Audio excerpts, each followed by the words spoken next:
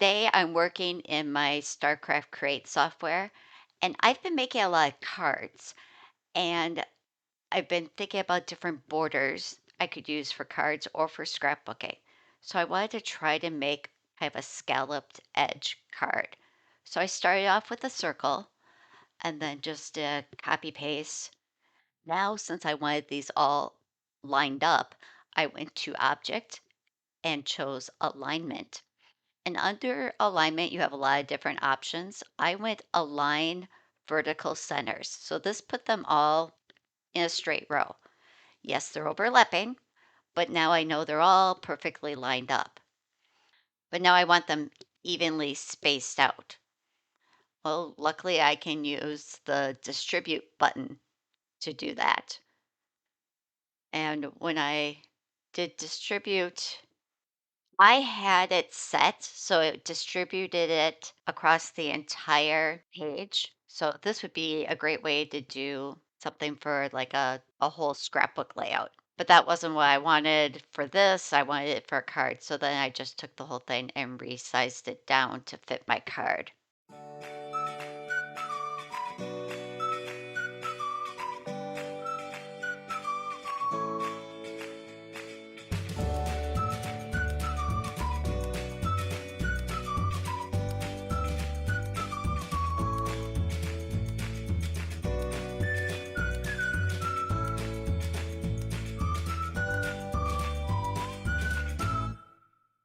This is how I kind of work and learn different things is just playing around with it. And I figured as long as I was playing, I would kind of record my playing around and teach all of you. That's how we can learn together.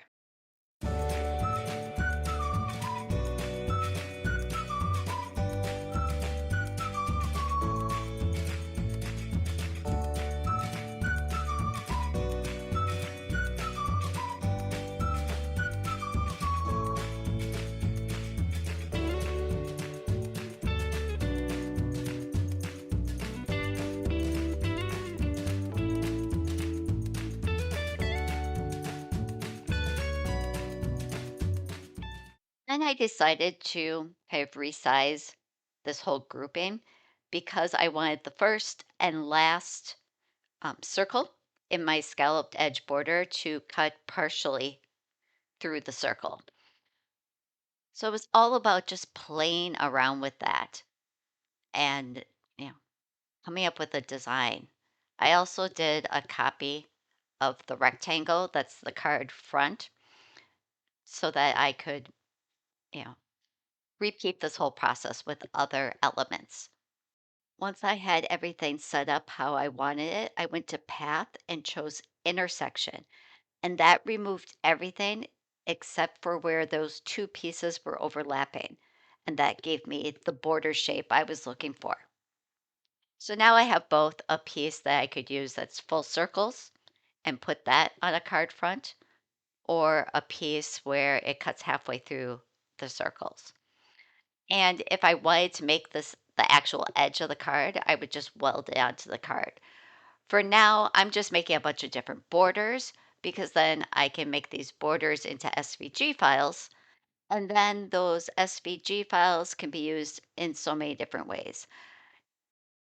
I decided to do another piece where I have the circles just kind of hanging off the edge of this rectangle shape.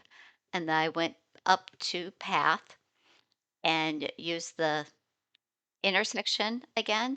So it took away everything except for the pieces that were intersecting each other. So that left that little scalloped edge piece. And then I just flipped that. So you can see here, I kept playing around and created a whole bunch of different borders just using shapes. I found these little swooshy swirls online and I brought them in. And then I'm going to take them, and I just have a little 1/4 inch dot. Before I start, I want to make sure the circle is on the top layer. If I had the other way, it would actually rotate the swirl around the circle. So the circle's got to be the top layer. Now let's go to Effects, Object on Path. And I like to have Auto Preview on because I like to see the magic happen.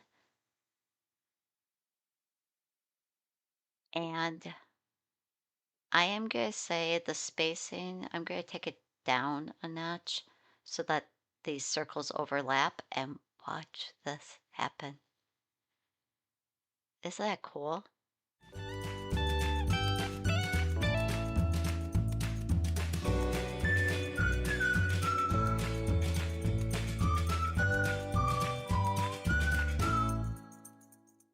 I could say align them to the top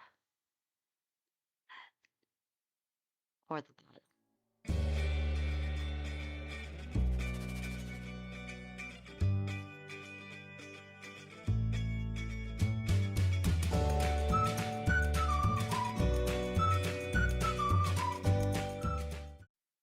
So, okay, for some reason it didn't start right at the beginning, but now I could take this and see how it's like moving a lot like a little snake.